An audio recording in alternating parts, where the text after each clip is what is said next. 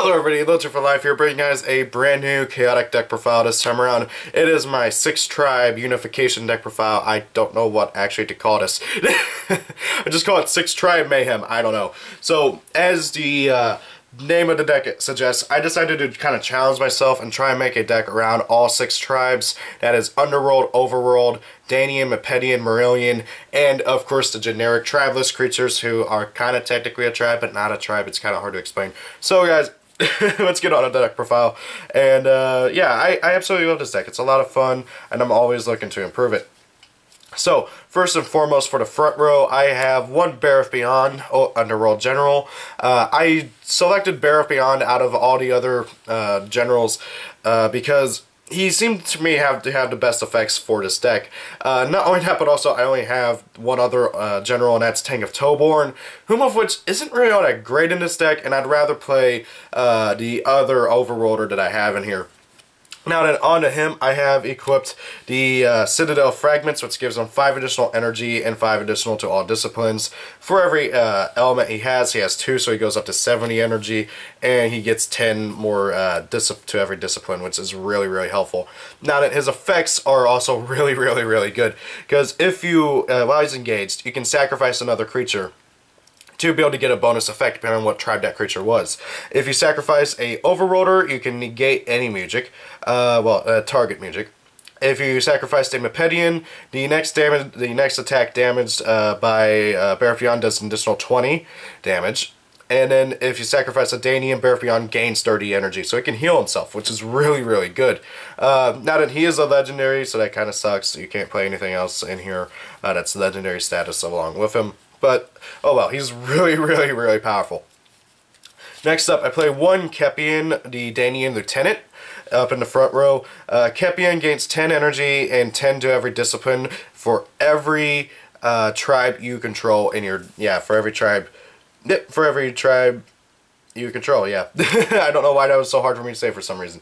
So, considering we're playing 6 different tribes, okay, he goes up to 105 energy, and he gets 60 to all disciplines. That is just crazy.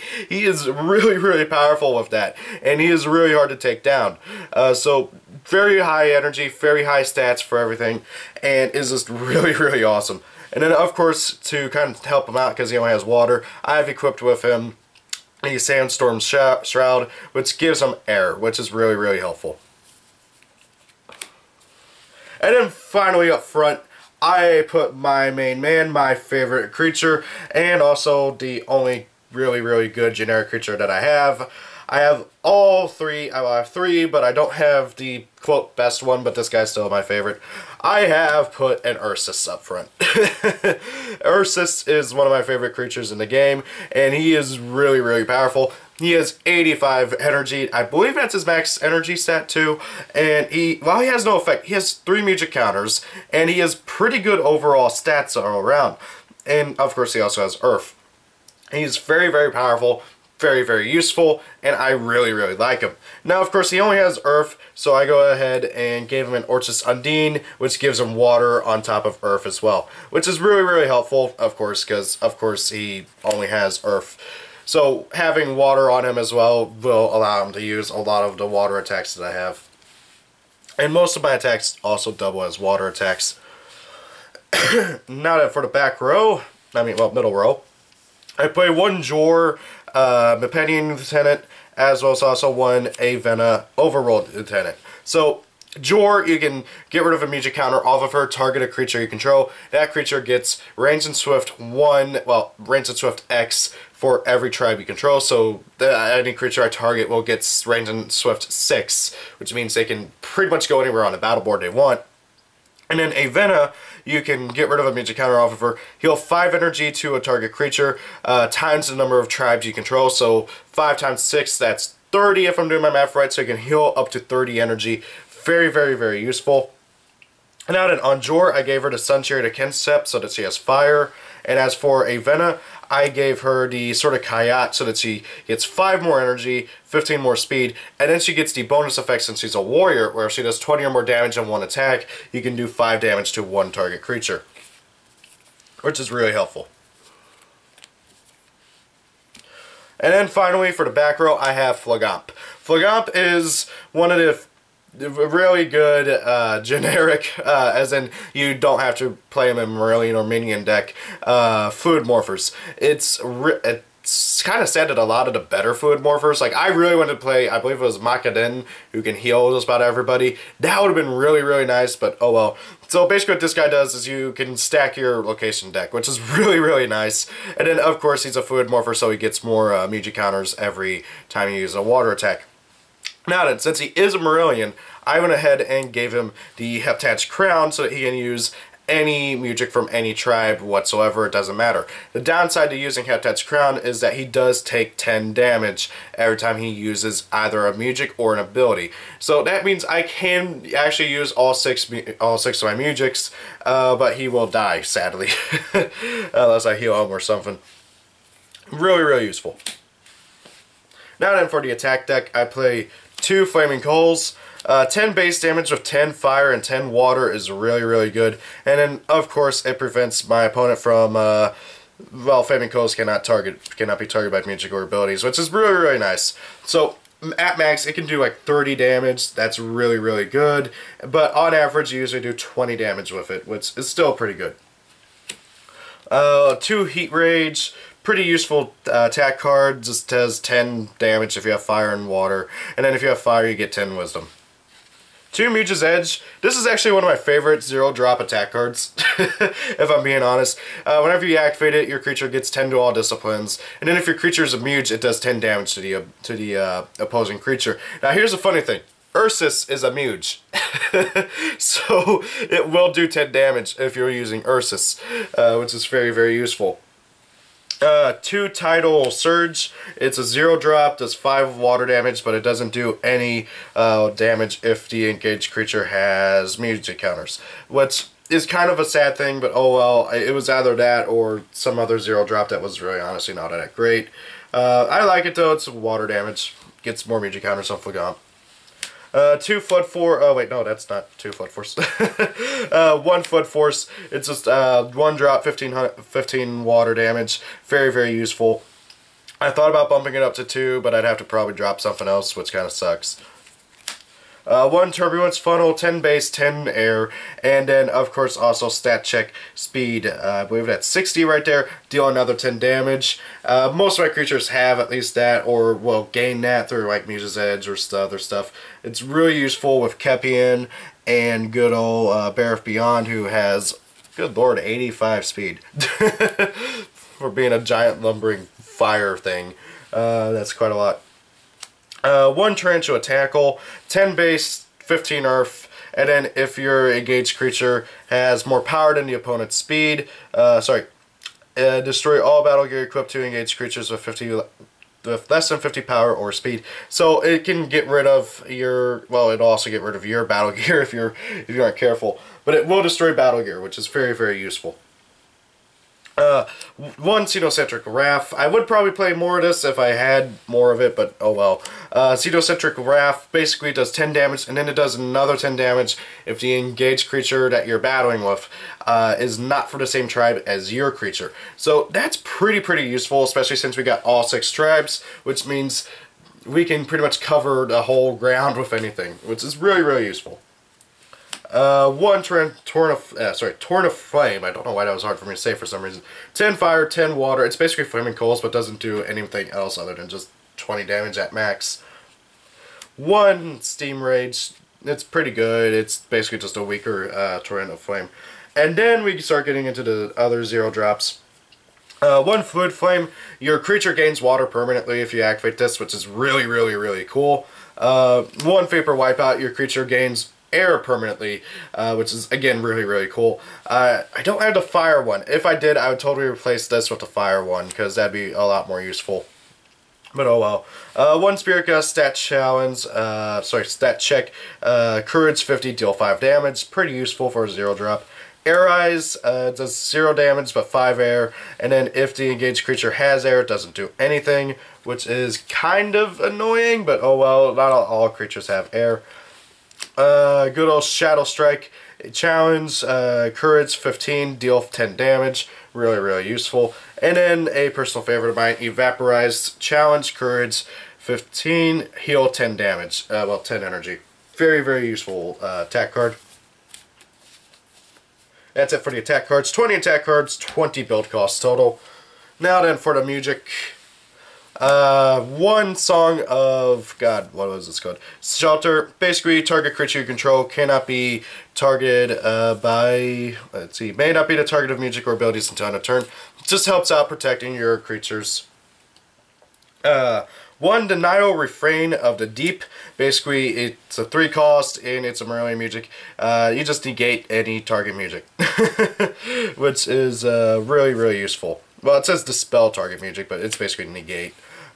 One, Forgotten Origins. Basically what this does is you target your opponent's graveyard and you banish everything from it. You get rid of everything from their graveyard, well, discard pile, and you remove it from the game. That is really useful, because some decks have ways of getting back creatures from the graveyard, or just getting back anything from the graveyard, like music, creatures, battle gear, stuff like that. So getting rid of it is really useful. One, Vexing Waveform. Target creature gains 5 recklessness, and then you may pay an additional 1, and then target that same creature and it gains 5 more recklessness. Oh wait, no, you gotta pay additional 2, so you can pay additional. You can pay 3 total, give a creature 10 recklessness. It's kind of mean. I like it. It's funny.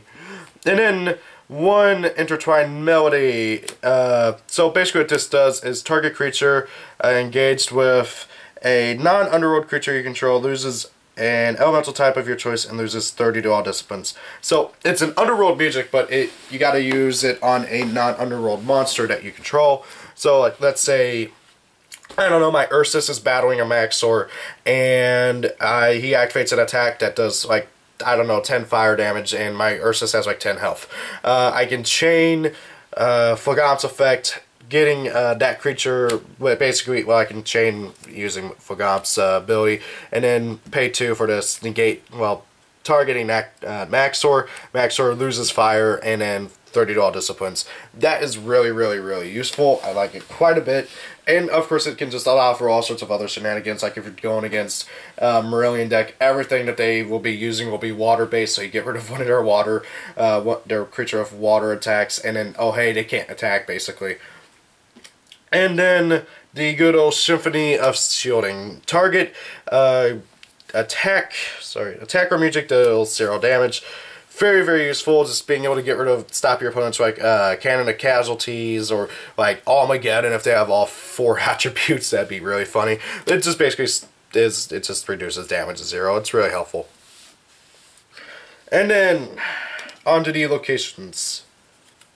First and foremost, we have the good old barracks. Initiative is power, and then if a warrior you control was engaged this turn, you may move that creature to an open adjacent space, or at end of combat. Basically, really honestly, I don't really ever use its effect, but I do use its initiative very much. It's very helpful. Next up, the Storm Tunnel, Keybro's Foothold. Initiative is water. Most of my creatures have water, and I have ways of giving them water, so it's really useful. All water attacks deal an additional, all attacks become water attacks, and damage dealt by air attacks is reduced by 5, which can be useful at times, and of course initiative is water. Next up, the Golden Heptagon. Creatures can play music of any tribe or affiliation. Very useful, and of course initiative is power. Just about everybody has really high power, so it's really useful. Next up is Siphon yourself. Initiative is power, and it has a very weird effect, and I'm going to have to actually read it off because it's so long and weird. When an attack card would be placed in a discard pile, instead place it on the bottom of its owner's attack deck. When a player would draw an attack card, instead they return an attack card in their attack discard pile to their hand. If an attack discard pile is empty, reveal a new active location. So basically, you use your attack discard pile as your deck, and then you use your deck as your graveyard. It's really weird, and it's kind of funny, and I thought it'd be useful, especially since initiative is power again. And I actually forgot that I played 2 barracks, so yeah, there's another barracks. To the barracks. Riverlands, Abandoned Wastes initiative is fewest elements. Most of my creatures have 1, maybe 2 elements. And then when Riverlands becomes the active location, each player shuffles their attack hand into their attack deck and draws 2 attack cards. Very, very useful if you don't have a very good hand and everything, which is, of course, obviously useful. You can just shuffle it back in and do everything like that. And then, of course, Fagop can stack this on top of your deck so you know when you're going to get it, which is very, very useful. Next up is Oipont's Lookout. Basically, creatures of air gain Earth, and then, what was that? If Hive is active, Danians gain air. So it's very useful if you have a creature of air, so that my Jor will get Earth, and so on and so forth. It's just pretty helpful. Next up is Newman Voidland. So this is a weird one. So initiative is scanned energy. And I'm assuming that means whoever has a higher energy will be able to attack first. But, however, basically what it does, when it becomes the active location, all of your engaged creatures lose all of their elements, and then they gain 10 energy for each element they lost. It's kind of funny, and basically restricts my opponent into not being able to use very many of their elemental-based attacks. And, of course, because I have ways of getting back elements, it doesn't really hurt me too much, which is very, very helpful and useful. So, now then, Gorum's Briefing. I wish I had more of this card, but I don't, so yeah. Basically, at the beginning of combat, engaged creatures gain 5 energy and 5 draw disciplines for each tribe they control. I control 6, so I will get another 30 energy. Like, could you imagine using that on like, while Kepian is in battle like that? That would be really, really stupid. And then finally, we have the Epidemic Mirage. Initiative is Danian for some reason, which is, of course, helpful because of Kepian. And then at the beginning, all creatures gain Swift 1, and then if a creature can move into that space, it must. Which can, of course, really, really mess up my opponent's plays and stuff. So, guys, that is the deck profile. Tell me what you guys think of it. I've been having a lot of fun with this deck. I know there's room for improvement with it. Thank you all for watching. Hope you guys enjoyed the video. If you have any ideas or recommendations for ways to change around this deck and everything, please leave them down below. I don't have access to every card in the game, so I gotta make do with what I do have. So guys, again, thank you all for watching. Have a great day. If it's your birthday, happy birthday, and see you all later. Peace out.